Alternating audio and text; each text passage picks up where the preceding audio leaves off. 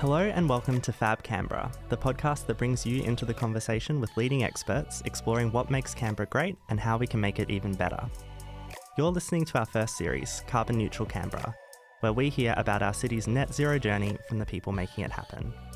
The ACG government's Our Pathway to Electrification plan likens Canberra households' transition from gas to electric appliances to the switch from analogue to digital TV, and the phasing out of leaded petrol.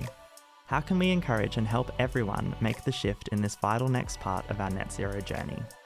Join UC Centre for Environmental Governance Director, Professor Jacki Schirmer, and Canberra Business School Associate Dean of Research, Professor Rebekah Russell-Bennett, in conversation on how to help households go electric faster and adapt safely to accelerating climate change. This is Carbon Neutral Canberra from the Centre for a Better Canberra.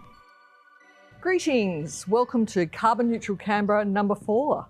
I'm Chris Wallace. I'm a professor in University of Canberra's Faculty of Business, Government and Law, and I'm Academic Director of the Centre for a Better Canberra. I'd like to acknowledge the traditional owners of the land on which we meet, the Ngunnawal and Ngambri people, and honour their elders past and present. Tonight we've got a very, very precise topic, and a topic of unbelievable importance. Don't mistake this for a banal, trivial, marginal topic. When you look at the mathematics of where Canberra is on its journey to net zero by 2045, net renewable energy on the electricity side of the equation has got us about halfway down the path. There's a big misunderstanding in Canberra. People think because we've achieved renewable electricity in net terms, problem solved. Not true. That's got us about halfway down the path. If you look at the other half of the path, it's interesting how to express this in a way that's not confusing, about 20% of that remaining 50%, so about 40% of the remaining challenge is electrifying households.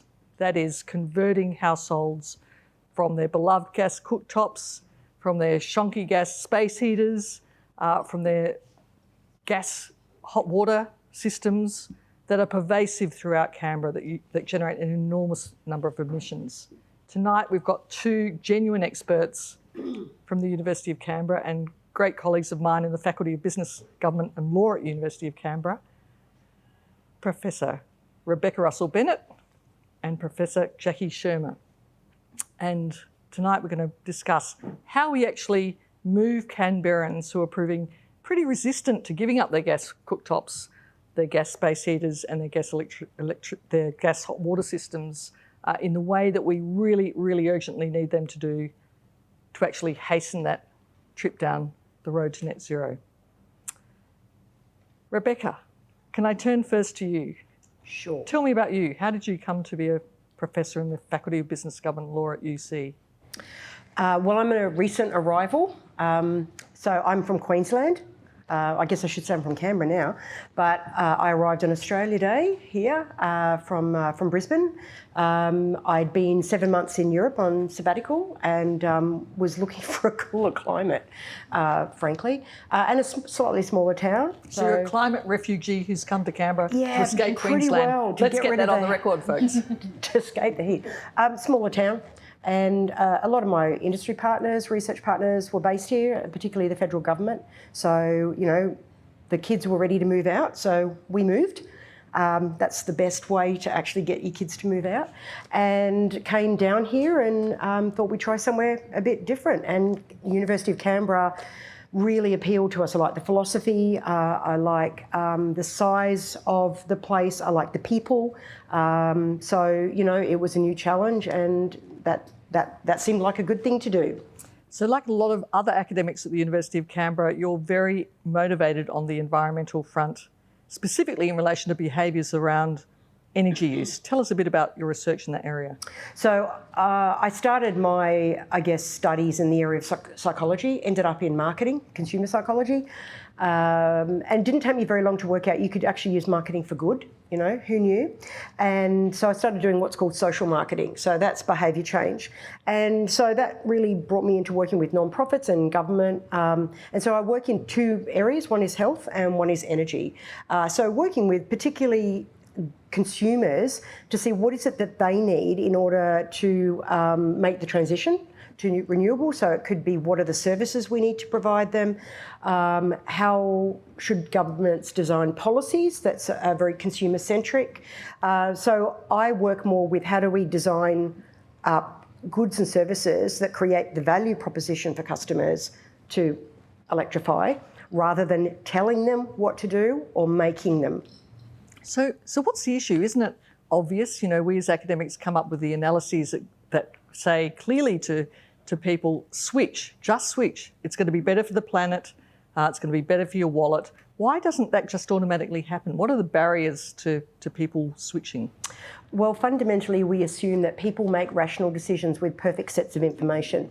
And is there anyone here who's ever joined a gym and then not actually used it?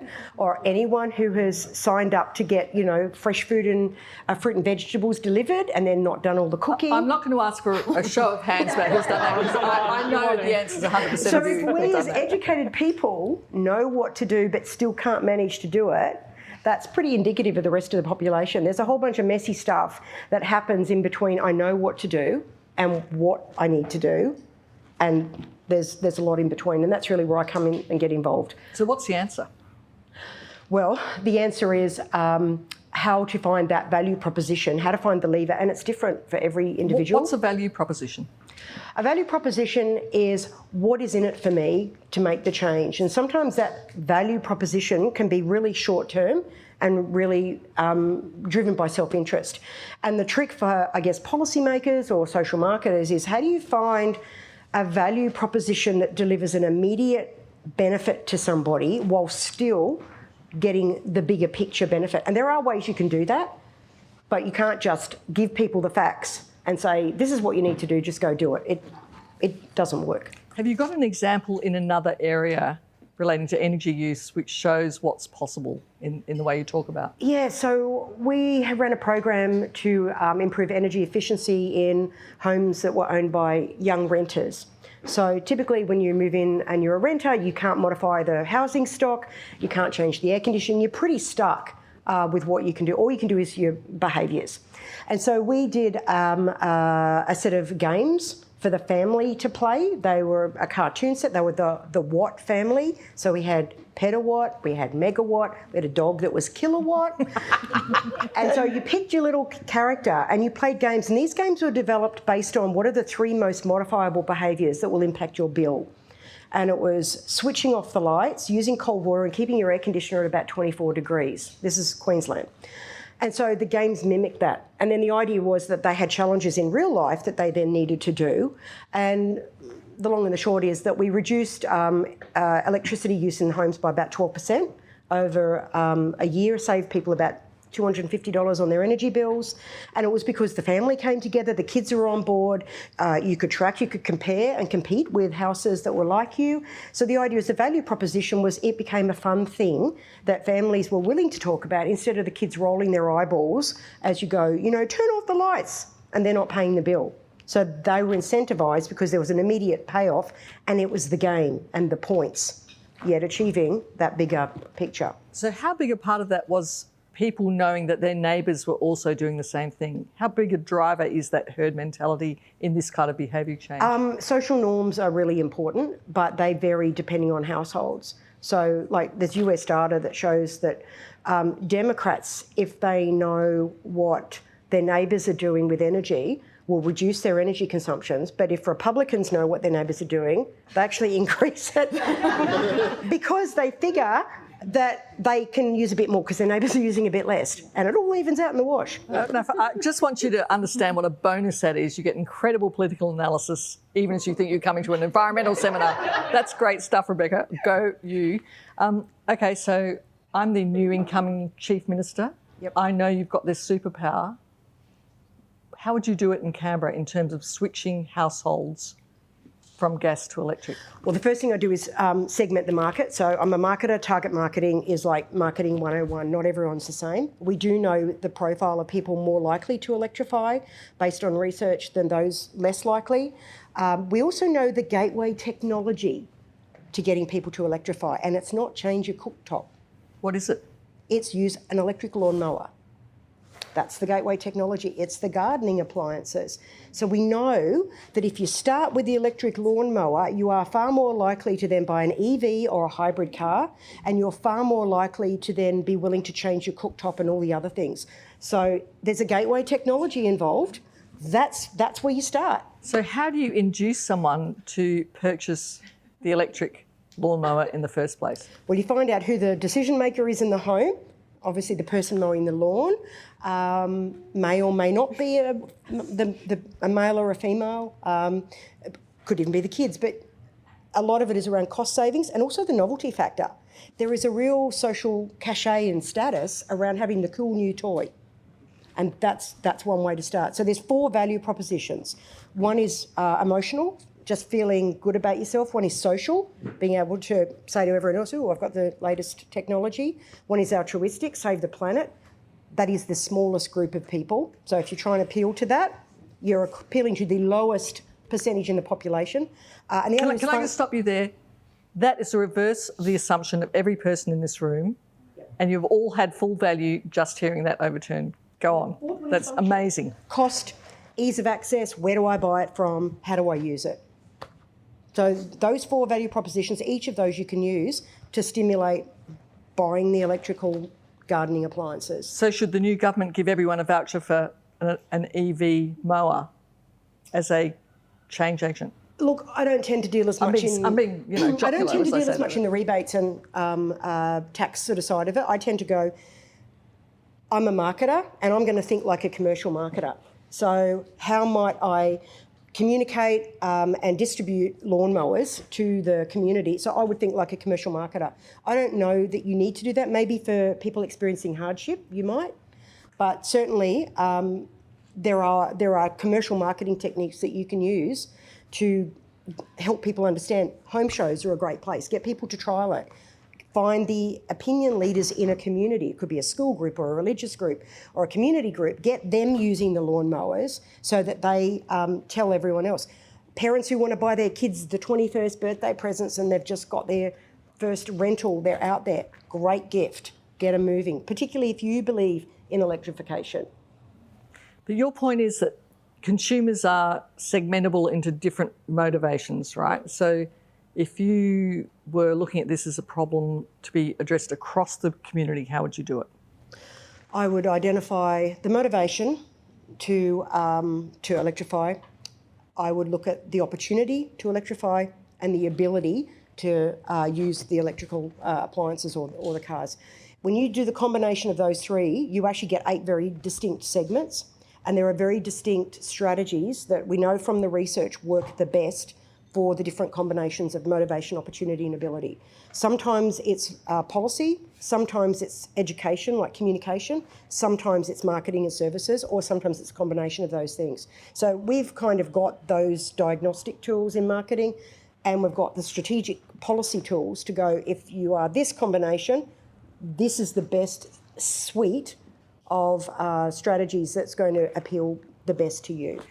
So in light of that, is it fair to say that governments generally hamper their own ability to influence citizens' behaviour by not using consumer marketing techniques and instead relying on the homo economicus kind of assumption? Yeah. I think there is the assumption that all you've got to do is tell people or use punitive measures and that's your behaviour change. It's a really crude... Or subsidise them. Or subsidise them. So policy, information or some sort of taxes. And there is far more in the policy palette that can and should be used, drawing on behavioural economics, drawing on social marketing, and also trying to avoid using demographics as a really raw way of going, oh, you don't have much income, therefore you're this category. I've got to say, as a marketer, drives me insane that we think all 18-year-olds are the same. They don't drive the same cars. They don't have the same careers. They don't eat the same food. They don't like the same colour. Why do we do this? Partly it's easy to measure because we've got the ABS data, but it is not an effective way of understanding people. You've got to understand their motives and their behaviours. So you're really issuing a challenge to government to get a lot more sophisticated, nuanced and targeted with a wider range of tools in order to get the kind of behavioural change we need to switch people out. Yep, and if they think there's a risk, there's like 30 or 40 years of science and evidence that support this. So it's actually not risky to go beyond demographics. It is not risky to segment markets. Okay. There is a huge evidence base if you just go looking. Now, I'm going to turn to Jacki in a moment, but I'm going to reveal something semi-disgraceful about you. You love a gas cooktop, don't you? I do. So is there a certain group of people that are never going to be persuaded and we just got to have to live with that? Yeah, that's where sometimes I moved into we bought an apartment and it didn't have a gas cooktop. So, oh well, that's the way it goes, right? So I think for some people just having it there, we still don't know how to clean it. So I did get a tip tonight about a product from Bunnings. When I moved in, and I guess that's the other thing, is there are moments in people's life journeys where they're more open to doing this. One is moving house. There's rites of passage. If you pick the time and get that right, when people are open, then you were more likely to get the change. I moved house. It came with a gas cooktop. Que sera, sera. Even if I could choose to change it, I wouldn't. So we ought to be looking for life cycle leverage points to really ramp up. Yep. And work with intermediaries. If my real estate agent had said, it's got an induction, you're coming from Queensland, do you have a gas top? Yes. Okay, here's what you need to know. Here's what's so fabulous. Here's the cleaning stuff. In fact, we're going to leave you a little gift of cleaning product to welcome you. Intermediaries are really important. So have a think about who are the people that your consumers are coming into contact with who can actually help, and actually it becomes a value add for their business as well. Awesome, Rebekah. Professor Jacki Schirmer. Hello. Hello. How did you come to University of Canberra? How did you come to be head of Centre for Environmental Governance? You're an awesome force for environmental good in this town. How did that happen? Yeah, it's a really good question. Not really sure, it sort of just did. I've been living in Canberra since 1995 most of the time. That's when I arrived as an undergraduate and said I'd never live in Canberra because I thought it was a terrible place to live, that I'd never be staying beyond my degree. And how many years ago is that?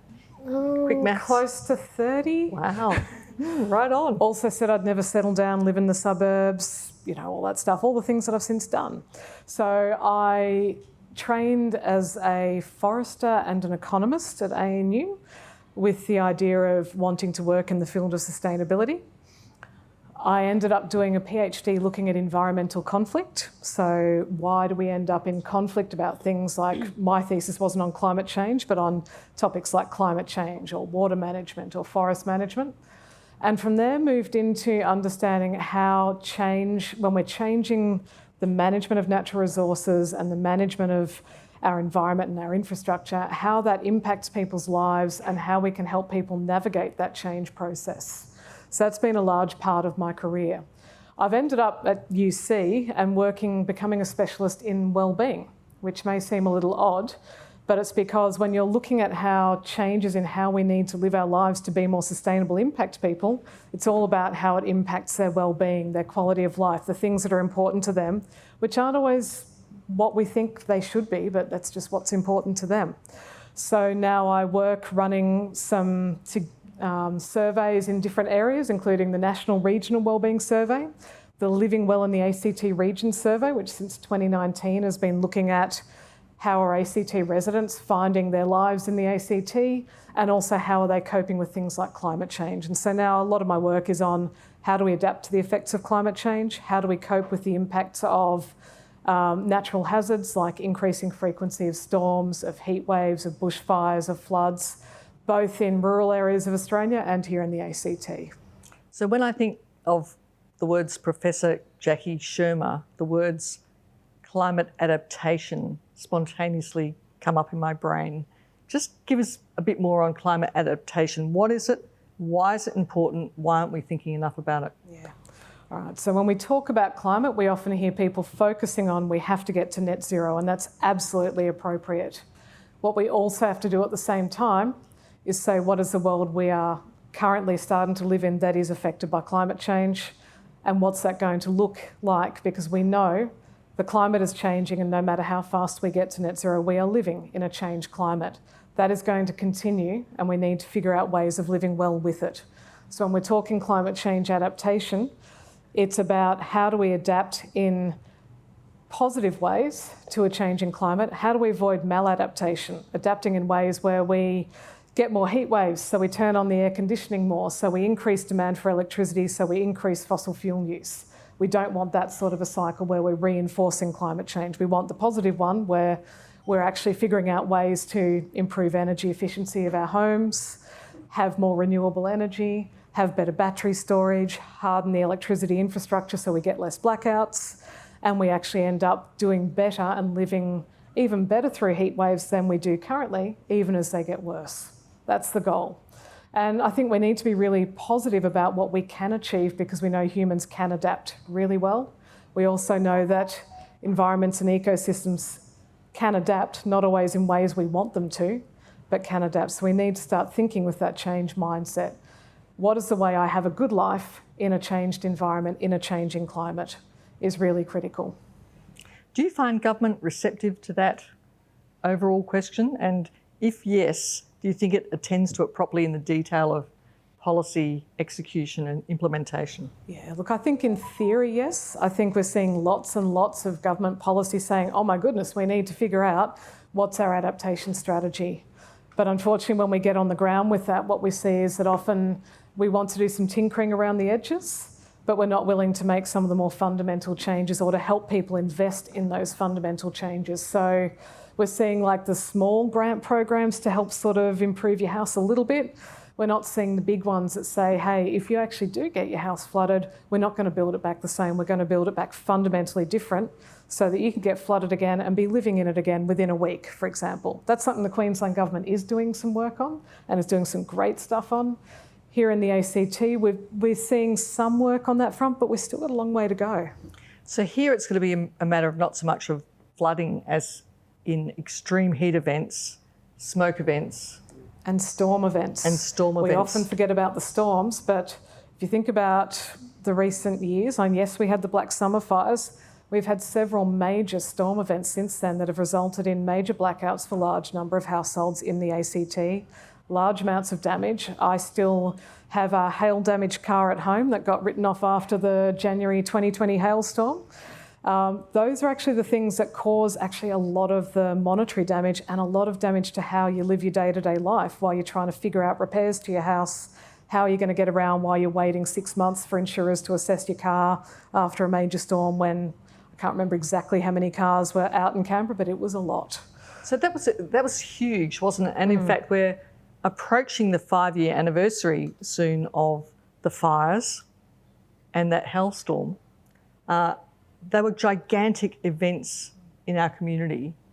You'd think that would trigger a lot more urgency for change in government and amongst citizens, but that really hasn't happened, has it? Why not? Look, we're humans. The ordinary life overtakes things. So we've been measuring things like people's emergency preparedness, and we actually measured it. We, by accident, measured it amongst 3,500 Canberrans in November 2019, just before the fires. We measured how many people had an emergency plan, how many people had discussed their emergency plan with others, how many people had an emergency kit that hadn't been rated for batteries for kids' toys, all that sort of stuff. We measured it straight after the fires and yeah, it had gone up, not as much as you'd like, but it had gone up. We then measured it in December 2020. Half of that gain had already been lost. So it's very hard for us to prepare for the big events, and because we tend not to hold that in our heads when day-to-day life's going on. So we need a lot of nudges and things that push us there without having to actively think about it, because it's actually quite hard to say, I'm going to invest a bunch of time right now for the one-off event. Well, actually these days, the 10-off event that you're going to have quite a few times in your life. It's still hard to do. I mean, I give talks like this and then go home and say to my husband, oh, I don't think there's any batteries in the emergency kit. I think we took them all for the kids, which is actually just what went through my head, because I just put some Halloween decorations the other day that I nicked out the emergency kit. So is it fair to say, well, given humans are humans, even you, Rebekah, you sinner with your love of gas cooktops, is it particularly the role of government to take on the kind of big perspective, longer term responsibility of making the big gear changes that help save humans from being humans in the way you've just described? I think it is. I think also we need to understand when one policy is going to intersect with another. So with the Electrify Everything approach, we have a real risk when it comes to climate adaptation, and that risk is that, unfortunately, gas actually helps us in things like those big storms. So if you look at the Dandenong Ranges earlier this year, we had 500,000 homes and businesses without power from one storm event. The majority of them had gas, and that meant that while they waited up to a week to get power restored, a lot of them had hot water, a lot of them could cook. When we go to electrification, we have to say, how do we electrify but also help people prepare so that when we get the inevitable blackouts, or how do we reduce the risk of blackouts too, how do we make it so people don't get as badly impacted? So here in Canberra, we have less reliance on gas. We're going to have even less. When we get the big blackouts, and remember we had 21,000 homes in Belconnen without power in 2022 from one storm, some for up to a week. We've had several other smaller blackout events. How many people here feel you can go 3 days in your home without electricity and still be able to keep everything charged? This is probably a bad audience for this because you're probably all early adopters of a lot of the things you need to have. But a lot of people don't have solar panels, solar battery at home. They don't have the sorts of things you need to do that well at home. So how do we electrify while also making sure we're not disadvantaging people who may end up actually significantly impacted by those events? Now, I love you and I love your work and I totally endorse everything you just said, but it's cast in a particular framework, isn't it? A very individualistic framework that we expect in this period of neoliberal frameworks, right? Are there not alternatives like, for example, turn every school into a climate shelter that's insulated against these kind of extreme events to which individual households could go, cook, eat, wash? You know, are there not collective alternatives that should be introduced into the conversation? But the thing is, it's not just me that's individualistic, it's all the people. So we've got to be a bit realistic here. So let's talk things like heatwave shelters. There are many reasons people don't use them. We have areas where people can go to stay safe and cool. When you talk to people about why they don't use them, it's hard to get to them. They're scared of who else will be there because there'll be strangers there. We don't like socialising with people we don't know. And in Canberra, we've got this issue that we're often not very social in our neighbourhoods. So I think rather than sort of a government coming in and having a big centre to which you'll get some people, but frankly, a lot of the people that need it most will refuse to go there for a whole range of often very valid reasons. We need to think more about how can you increase social connection along the street so that that one person who's got the Tesla and the battery wall and everything else can, you know, say, hey, come and keep your food in my fridge, I've still got electricity. That to me is somewhat more going to work than asking everyone to go to a shelter. Also, it's just not realistic if you've got small children, you've got to do it for multiple days, all those sorts of things, doesn't quite work. So we need a mix. We need to have government providing it, and frankly, they do. We actually do have a lot of facilities, and we've also found that people often don't use them. So, you know, they'll be available, they'll be well advertised. But for example, the heatwave shelters, the least likely to use them are the elderly who are at most at risk in a heatwave. So how do we turn that around? It's hard because first of all, you've got to convince them they're actually at risk in a heatwave, which they usually refuse to believe until, you know, you ring them up and it's like, what's happening, Mum? This is my experience recently or last summer. What's happening? Oh, just lying on the lounge. Got really dizzy and couldn't get up. It's like, Mum, what? It's 42 degrees down there. What's going on? Have you got the aircon on? Oh no, it's not hot enough for that. It's like, oh my gosh. That's the sort of barrier. So we need to look at what Rebekah was talking about, which is that everyone's different and has different motivators. So yes, design those solutions, but make them meet what actually motivates people to use them. Don't just design it and hope that we can change their views to actually use that thing you're putting in place. Yeah, and I guess I've got a slightly different perspective in that I do believe in individual responsibility. I don't believe that the government is responsible for everything. And frankly, living in a democracy, we need to have a sense of agency, empowerment and choice. So the challenge is what exactly is the role of government in stimulating the right environment, the right business environment? Because what we need is the market to play in this as well. So what governments can also do is say, what can we do to encourage innovation amongst businesses to be sustainable, to offer the products and services that people of all income levels and all abilities can access? That to me is something that tends to not be very visible in government policy on this, is that it's not just the government's responsibility, but the government is responsible for stimulating an environment with which communities take responsibility, individuals, businesses, and all different groups. If you try and regulate your way out of this problem, it will not work. And we've seen that time and time again. So we have to be creative about how do we, again, just understand that people are self-interested, that they want immediate payoff, particularly when the chips are down and there's a crisis. And we saw this, during COVID. How do we appeal to that? You can't change human nature, but what you can do is leverage it and then work around it. And there are many, many, many different examples of where this has worked. So one example is in San Diego. So they've got a collective impact strategy for the whole city. And they've had thousands of businesses, individuals, communities and government agencies all working together. And they've got a series of metrics. They've reduced domestic violence, they've improved homelessness, they've improved sustainability.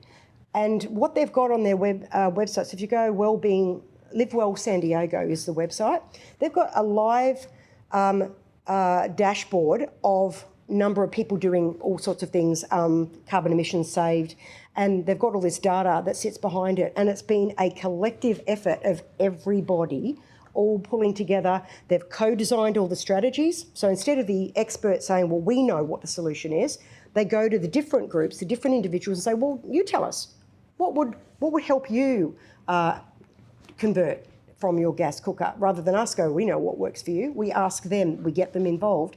And that's a really, really great example of collective impact because they've got a shared vision and a shared value. They have common metrics across all the businesses and it works. So I'm just going to throw to questions after this one last throw to you, Jacki. What's your view of Rebekah's approach? Yeah, I was actually just going to say I kind of disagree in that I think regulation's got a real place. Oh, it does, absolutely, it does. But it's not everything. Yeah, it's not everything, absolutely. But, one of the reasons I actually shifted from gas to electric in my home, which is a few years ago now, was because I knew the ACT government was going to be phasing out gas. Yeah. I did not want to stop my gas cooktop. I was actually really cranky about it.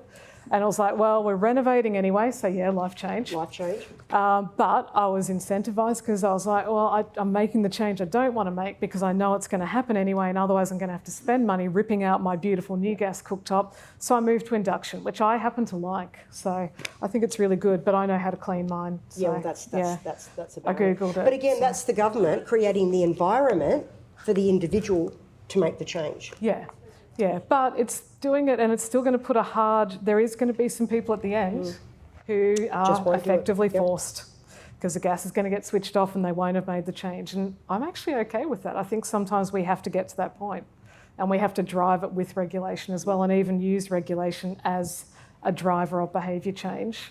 I know we don't like talking about that a lot in behaviour change literature, but I think it can be done well. It's part of the mix. Part of the mix. I like that.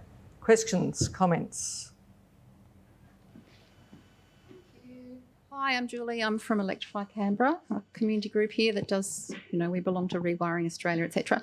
So we're really interested in talking to the community about electrifying, but I'm interested in you as an individual. How would you market or socially market or segment yourself so that you would give up on your gas cooktop? Well, see, coming from Queensland, this is just not a conversation, right? So coming here, I'm like, Electrify what? I actually had to go look it up. So we don't have a conversation in Queensland about moving away from gas. I was spending $100 a year on my LPG gas for my cooktop, right? So why would I change? It's not a conversation. It's not a government priority. I was more interested in energy efficiency. So in Canberra, it's a different conversation.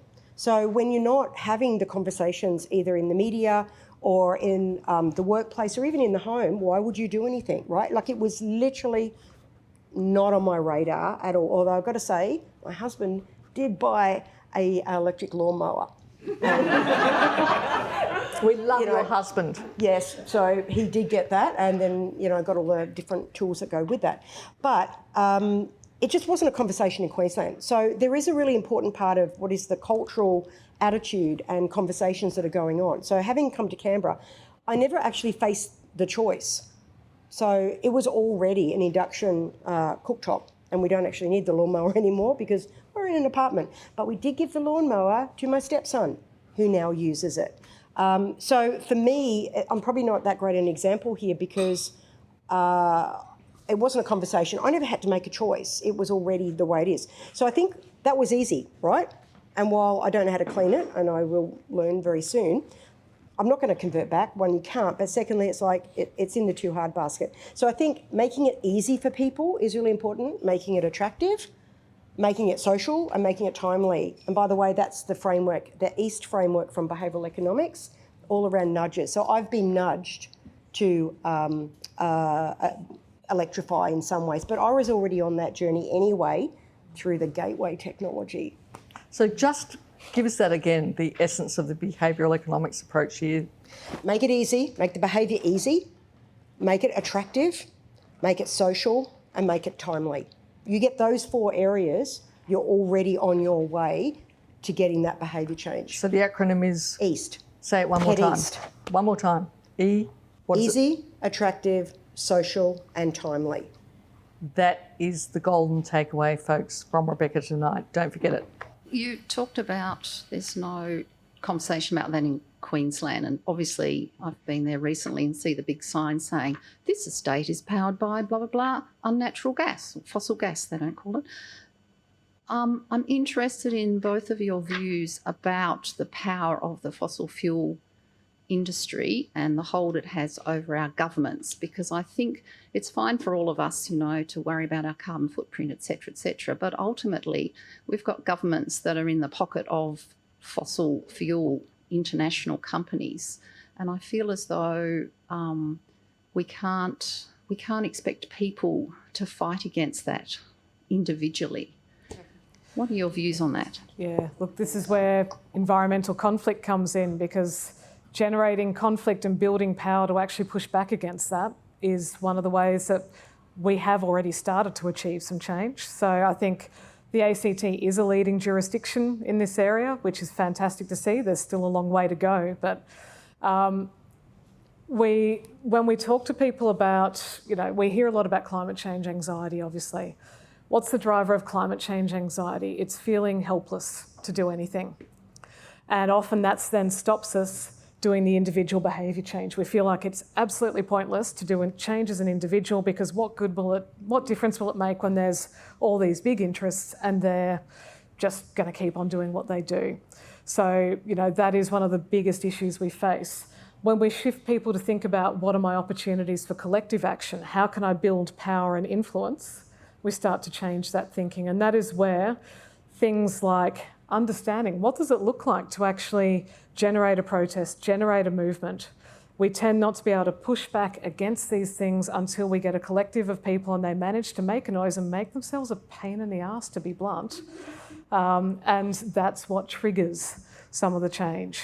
And successful environmental conflict action involves doing that and strategically thinking, what are the types of protest actions I can do that will actually get the level of attention and the likelihood of triggering a change that I need. And it's not always the ones that you think. So, the classic, the most effective, well, not necessarily effective, but the most effective in terms of getting national attention is when farmers and environmentalists join forces to say we don't want coal seam gas development, because you've got 2 groups that would normally just never work together. They're coming together, that increased power to actually make some change and get some change, maybe not as much as we want yet, in amount of new CSG approved, in policies of different state governments about when you actually do CSG exploration, that sort of stuff. So what's the coalition you can put together that's not just the same people talking to the same people, but is an unusual one where you can appeal across different interests that can build some political power. And we find also when we always talk about young people and eco-anxiety, but we don't talk to them about how can you build your power and your voice. And that's what we need to do. If we want to give people a sense of self-efficacy and mastery, they're things we talk about a lot in the wellbeing field.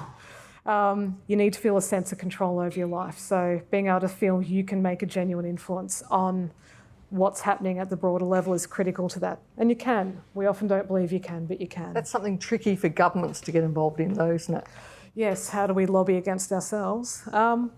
But not really. I mean, different political parties. Which is the political party, or who are the elected politicians who you can get on side? We have a range of interests in our elected politicians. You've got options for people to talk to. Look at people like Taylor Hawkins, who's looking develop the Future Generations group at Parliament House, a coalition of elected members of Parliament who talk about how do we put in place policies that consider the needs of future generations and making sure life's fair for them. They've attracted interest from right across the board. They're already getting influence on bills being passed. Now, this is someone in their 20s who's managed to do that. That's the sort of example we want to point towards. Rebekah. I think we can use the same behaviour change techniques we use for individuals on big business. We can use it for government, we can use it for anywhere there's humans. We often don't think about how do we change the behaviour of big business, right? We actually tend to focus on how do we change the behaviour of individuals, and I think we are missing a very significant group that we can also do behaviour change with. So it starts off with what's the value proposition for the business, right? What's driving them, what motivates them? Well, big business is driven by shareholder value, money, right? So if it's no longer as good to make money doing a certain product, they will change. It's not about the ethics. I think there's a lot of greenwashing that goes on in CSR. The bottom line is it's about the money. So how do we somehow incentivise businesses to do a different product that's better for the environment? Well, it's all about the money. Right? Now, how you do that, there's a myriad of different ways. Part of it is consumers. If they can't sell a product, they don't make a product. It's really they don't make a profit. Basic, because you can't make a profit with unsold goods, right? So that's the first thing. You can force it through legislation. There's a range of ways that you can do it, but we've got to understand that fossil fuel organisations have a very large expenditure and investment in capital assets. So how do we help them make that transition? How do we make sure that they are still going to make money by changing? Now, Philip Morris, a tobacco company, right? So they started off, they just sold tobacco. Well, they've diversified. They are selling a lot more products in Australia than tobacco. Any idea what some of the brands are that Philip Morris own? Kraft peanut butter. Kraft is one of the things that they own. In fact, Dick Smith exposed that many, many years ago when he came out with his peanut butter, to say every Kraft peanut butter jar you buy is giving money to a tobacco company. Sales plummeted on the normal peanut butter and his went right up. So Philip Morris is not stupid. They know they're not making money out of tobacco in our country, so they're diversifying into other products where they can make money. So let's take that back to cooktops. Yep. What do we do with Miller to get them to stop making gas cooktops and only make induction ones? There's got to be money in it for them. So part of it is consumer demand, right? And what we do know is that cooktops are very much influenced by the exposure you had as a child. So whatever your parents cooked on is more likely to drive what you do. So this is a very long runway we've got. If people are doing behaviours that are their childhood behaviours or what they saw, that's a whole generational shift, right? So we've got to somehow get maybe new parents. What a great gift to give, a new parent. Again, that time of life. But people repeat what their parents did, and we know that very specifically in global research around cooktops. So often people can't tell you why they like a gas top better. Yes, it's about the cooking, it's about other things, but actually a lot of it is because the food and kitchen is where their heart is, it's where all the family conversations are, and mum or dad cooked on the gas stove. So some of this is really subconscious stuff, but it's really fantastic research that's come out recently by the American Council of I think it's Energy Efficiency, that has identified those childhood memories and what's driving it, along with all the myths and misperceptions. So you've got to get the consumers to change it, but you've got to be able to make money out of it. And there's also got to be a prestige. While top chefs are all using gas and all the TV shows and in MasterChef and everywhere else, that's setting a prestige and a status around it's the gold standard. So while that continues, so you need to get into all the cooking shows. You've got to sponsor the cooking shows and use all of those things. So what people are seeing and what they aspire to, so those aspirational purchases are the cooktops that are induction. So there's a whole bunch of different ways that you need to do it. Maybe UC needs a cooking show. But for activists have done that this year on MasterChef. I mean, we've seen the protests. I haven't. Tell me about it. So for MasterChef this year, there was an active campaigning against the use of gas cooktops. It got a lot of national media attention. And I think that actually did change some of that view of it. So it's not just businesses that can do that. It is actually when one of the challenges is when you start being an environmental activist and no one else agrees with you, how do you actually start to trigger that change in views? And that was one of the most effective campaigns to reach a large market to think about that I've seen in a while. The other one is targeting the supply chain. I used to sit on the Forest Stewardship Council. It's too complex for consumers to actually say, I don't know if any of you have seen the little tree with a tick mark in the supermarket. How many people actually, when you're buying every possible piece of packaging, turn it over and look for that mark? Almost no one. It's too complex and it's too hard for us to integrate that into our daily lives. Yeah. So the easy way then is to convince the major supply chains, okay, Woolworths only sell FSC certified packaging, et cetera, et cetera. And that way you don't have to think about it as a consumer. You can just pick it up and know, I'm fine if I shop there, and it's Woolworths that's getting the advantage from that. So that's one of the other ways, is where can you force a change in the supply chain? Where can you force a change by lobbying finance to say, don't finance that development, don't finance this sort of thing, and you can actually get a shift. That's also been a very effective tactic to achieve shifts. I like it. So we electrify everything. We get the big blackout. People are aware of that. They're nervous. And they always had a betting one way. So we'll have electric and we'll have gas cooktop. So we've got a bit of backup. What are some of the alternatives in there that government can bring in to help people to remove that nervousness? Because that is a genuine thing. One of my hobby horses is why we don't have vehicle to grid, vehicle to load, almost mandated. But that's my hobby horse. Yeah. I'd be interested to hear your thoughts. Yeah, look, and I think we've got sort of these big policies. So federal government's got rewiring the nation. It's meant to be getting, reforming our electricity transmission grid. It needs to be sorting out the microgrids, battery storage, so that you've actually, in my local area, even if I lose electricity, somewhere nearby has somewhere I can cook. Or we need to have, a range of options so people can say, here's how I cope for 3 days. Now, we are seeing in our surveys increasingly that in the areas where you've had the big blackouts, people then double down on, I want my gas. So we're seeing that in the Dandenongs after their big blackouts. It's like, well, gas is the only thing that lasts. All the electricity lines are above the ground. So one thing is we need the investment in how do we support hardening the grid so that we get less blackouts. That's number one. And that is what rewiring the nation's meant to do. We're meant to be making it so that rather than constantly rebuilding our above ground wires after every storm in one of the most, blackout prone areas, we actually start putting them underground in strategic areas to reduce not just the number of blackouts, but how long you're blacked out for. How do you get the electricity back on quicker? Because that reduces anxiety. If you know it's less likely. Then you've got how do you build people's confidence to cope in the blackout?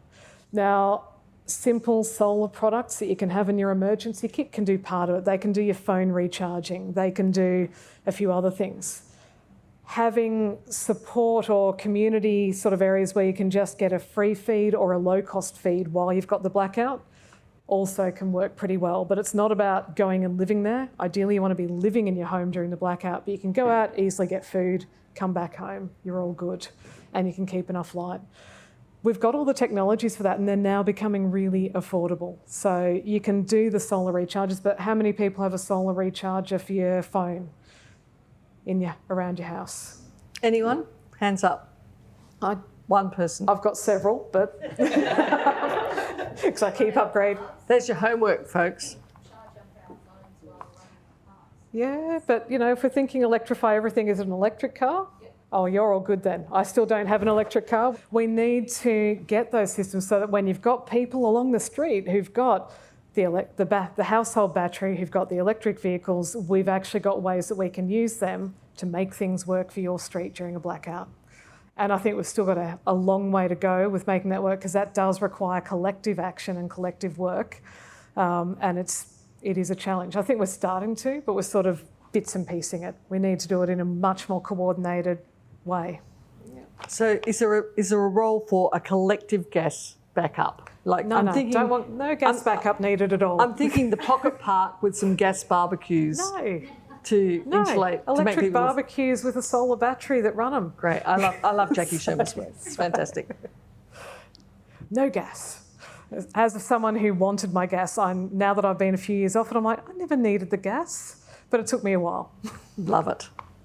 Okay, yeah, you don't need gas. And why are we all talking about induction? You don't need an induction top either. The normal top is perfectly fine and less expensive. I like my induction. Yeah, exactly. You like it. I That's the really problem. like my induction. I'm with you. I go out of my way not to have that is the induction. problem. But Plain my electric My cooktop. question is, it's all very well talking about houses and streets and so on. More and more Canberrans, myself included, live in apartments. Yep. We're trying actually to try and get some solar installed, but the government regulations don't actually work for apartments. They only work for single households. Absolutely. So this is, it's a nice solution you're proposing, but it doesn't work. I would push back a bit on that. There is government policy beginning to come in place. It's not enough yet, but we're seeing more happening with solar and batteries integrated into apartment blocks. And we know it's actually really ripe for that to happen. The issue isn't government. The issue is partly strata, organisations. The issue is, actually getting that retrofitting in. And when we've got that combined with a crisis for a lot of unit and apartment blocks of poor building, tons of repairs, which means that the strata can't afford to do the actual investment in new changes needed to make this change. That's what's holding us back. We often say, hey, we need free government grants for it. We actually just need people to be building these things well in the first place, so you're not spending billions of dollars fixing defects in the original building, and then you can use the actual fees that everyone's paying to do what we should be doing, which is getting things in place. Most of our units and apartments, you could do this, but we're not finding the funds to do it because we've got that sort of intersection of other issues going on with so many of our unit and apartment blocks. Not all, but a lot. So build fewer, less rubbish apartment blocks and make sure they're equipped properly in the first place. Not that hard, is it? No, but there's also, and as a business academic, I would come in and say incentivise businesses to develop products that can be used. We've seen this happen with the grey nomads. So I'm a glamper. When I go camping, we've got everything. We've got solar panels. We don't camp anywhere that has electricity and sometimes not showers. But I've got everything I need. I don't need electricity when I'm out there. So when you've got enough people doing this sort of thing, you stimulate innovation and new products. So who knew that you would ever have solar panels when you go camping? Well, if you've got enough people camping, then there's a business imperative to start developing these products. So I think that we can also look to that particular industry and say, what are they doing? And there must be some of those products that you could stick on your balcony. Yeah, what can you do? It's a collective effort. It's not just the regulation. It's also, let's get the products. If we've got all of those, then something is going to work. Then we've got to change the strata rules, because so many buildings have rules in place that prevent individuals doing that within the building. And that is a real area where we need change. We need to loosen that up a lot. And I've seen people who've just been like, I could have done this. I'm north facing, I've got this, I've got that, and I'm not permitted to put the solar panels there, or I'm not permitted to have a battery. And also the lack of charges for electric vehicles in unit blocks is a really big challenge. That one I think we'll be starting to see change in. But yeah, we're still... How? Just basically people actually investing in it. Although the reduction in demand for fully electric vehicles lately is slowing the pace of installing chargers. So that's one of the shame. We're sort of seeing, we had this peak in electric vehicles. Now we're seeing people move back to hybrids. Why? A lot of reasons. You can talk range anxiety, can't you, Rebecca? I've just bought a hybrid. We were just talking about this earlier. Yeah, we were talking about EV. Actually, there's more, looking at the data even for May with the sales of hybrid and electric, there was 15% of all car sales were hybrid and 8% were EV. Collectively, it's about 25%, so 1 in 4. That was just the May figures nationally. I think part of it is the rising price of electricity. How are you going to pay for the car? I think there is the range anxiety, which for some it's a myth, for others it's not. And I think for some people it's just doing that toe in the water step. But certainly hybrids are absolutely taking off. But electricity is a lot cheaper than petrol. It is. But when people are looking at their I think for some people it's easier to pay the weekly petrol than the quarterly electricity bill. And of course, petrol cars are cheaper than EVs. So that's another barrier at this time. But look, I just want to, before we get to your question, join up your two thoughts here. The common thread is anxiety. Yeah. And I think anxiety is such a powerful constraint on action individually and collectively. Rebekah, you just told me about your glamping life. Yep. Jacki, you are very concerned about climate adaptation, especially in the midst of climate disaster.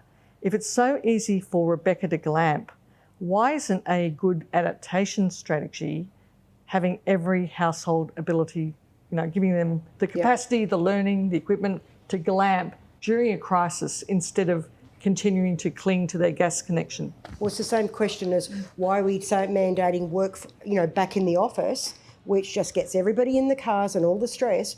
You should be able to work from anywhere where you could glamp, you could be off the grid, but, Is glamping psychology an important part of adaptation psychology, potentially? I think being willing to live in different ways is. Yes, I think that. I agree with that. think, and effectively what you're talking about is somewhat similar to what I was talking about before. Having the means to live in your home without electricity from the grid is important, and that can take many forms. Different people will be comfortable with different levels, but actively thinking about it and being prepared, because normally we think about it when it happens and then you rush to the shops to buy the thing that's going to work for you and it's all sold out. So having that shift to just being that bit prepared, I think we need to make it easier. We need to sell just off the shelf, here's an easy kit for when you've got the blackout. So everyone here tonight, glamping kit this week, get it. Last question up the back. Mine's not a question, but I think it's really important to bring up something you just said, just because it's one of our parting words, and that was that EV car people are converting to hybrids. I think it is that the sales of hybrids have gone up, but it's not people going from EVs back to hybrids. No, it's not. That's right. Yeah, I think that's It's a really stepping important. stone. The rate of growth in EVs has slowed, is a better way of putting it. Yes. Thank you. No, you're absolutely Good right. caveat. Okay, so we're out of time. I want to absolutely put both of you on the spot now. You are Chief Minister for a day. In relation to the topic of tonight, you get to do one thing. Rebekah, what is it? Oh, man. While you're thinking, Jacki? I have to think about that. I would do a fridge magnet. What? Okay. A fridge magnet? I know, and you're going to hate me for it. Yep. Okay, so fridge magnet that talks about what are some of the things you need to be prepared for and what are some of the simple things, where can you get the information for it? Is this like an A4-sized fridge magnet? Yeah, no, it's so this is something we've done with carers, believe it or not. So when you start to care for someone and you're like, what are the services, where can I get information from? And just when you need it and you've got the emergency, you don't know where. The fridge magnet remains one of the most effective ways of having the communication and the place to go to up there, as long as you don't change it. I think we have potential for that with relation to not necessarily the long-term electrification, but the how do I prepare for a blackout? When there's a storm, hey, what do I do? So, Okay, I've got my idea. yeah. Rebekah? Not the fridge magnet. I'm thinking, Rebekah, you would still quite like that fridge magnet idea. No. How to clean your induction cooktop. No, because they Okay. can have the information and then there's a big gap between information and action. Okay, Yeah, but it's so, there I when you wouldn't want do to it. take the action. Yep, Gives you the yep. trigger. so what would you do? I would have some kind of community, let's all get together and pack the emergency kits, keep the labour price down, and then deliver it door to door to everyone's house to make sure that there's no excuse to not have one. And I would incentivise Victor Lawnmowers or whoever, Ryobi, to set up a manufacturing plant here and then make sure that Canberrans have got some incentive to actually all get, a lawnmower and be the first state. EV lawnmower. Yep, an electric lawnmower. Right, Yep. so you want to set up an EV gateway drug factory. Absolutely. A Great. gateway technology, but make sure everyone's got an electric lawnmower, but also deliver the emergency kits to make sure every home has one. How to get them restocked is a separate problem. See, I like there's a wonderful, huge gap between what you both said, because, Jacki, what you offered us was very much what would work in the condition of isolation, which many people find themselves in Canberra. And Rebekah, your idea rests very centrally on sociality, on beginning to bring people together and to get out into the community and spread things. I can tell you what I want. I want the full glamping kit as part of my climate adaptation preparedness. And I'm prepared to vote for whatever politician offers me that at the next election. I want artwork on my apartment balcony that is actually a solar panel, so I'm not in breach of my strata title. That's fantastic. And where it's actually a dual function. That's great. It's kind of Rosalie Gascoigne-esque. Yep. And if she gets a second one, do I get a second Yeah, one? you get a second one. Excellent. All right. Just You're saying. worth it. You're worth it. Thank you. My second one would be to change the current sustainable household scheme so that you can actually get an e-bike as part of it under the... How about an e-mower too? Possibly an e-mower. Gateway drug. Yeah, no, because currently we have the issue that you can get up to $15,000 in no interest loans. They're for very specific things, but you can get an electric vehicle, but you can't get an e-bike. An e-bike to me is much more sustainable than an electric car. And I would like to get me an e-bike with my no interest loan. So That is a series of red hot suggestions. The government just got them for free. I mean, how good are we to the government? Just ask the people and they'll come up with the Professor ideas. Russell-Bennett, Professor Schirmer, you've been absolutely awesome guests. Go forward, keep making good trouble. Thank you so much for joining us tonight. Thank you for listening to Fab Canberra, a podcast from the Centre for a Better Canberra think tank at the University of Canberra. This episode was recorded and edited by Rach White on the lands of the Ngunnawal people. The University of Canberra acknowledges the Ngunnawal people, traditional custodians of the lands where Bruce Campus is situated. We wish to acknowledge and respect their continuing culture and contribution they make to the life of Canberra and the region. We also acknowledge all other First Nations peoples on whose land we gather. Join us next week to hear from Australian Institute of Architects National President and GHD Design Director Jane Cassidy and University of Canberra Associate Professor and Super Manoeuvre Director Max Maxwell, discussing the role of architecture and infrastructure in getting us to net zero by 2045. That's next time on Fab Canberra.